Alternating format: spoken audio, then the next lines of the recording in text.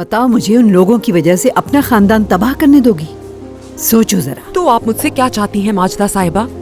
क्या सब कुछ भूल जाऊं या फिर ये सोचकर खामोश हो जाऊं मैं कि वो एक मर्द है, कुछ भी कर सकता है? या फिर आप ये कहना चाह रही हैं कि जैसे भी हालात हैं, कुछ भी हो जाए, मैं उसके साथ रहूं और ये भूल जाऊं कि उसकी एक महबूबा है और उससे 2 बच्चे हैं उसके? मैं चाहती हूँ पहले अपने बारे में सोचो।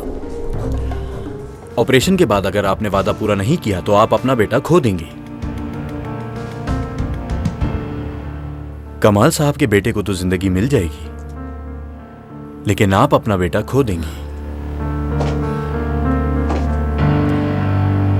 कल वो लड़का ऑपरेशन थिएटर से जिंदा नहीं निकलना चाहिए। और तुम जानते हो ये सब कैसे करना है। हमेशा तुम यही कहते हो ना कि तुम पर मेरे खानदान के बहुत एहसानात हैं, तो आज वो एहसानात चुका दो। अच्छा मौका है तुम्हारे पास। आप अपने होश में तो है नताशा साहिबा?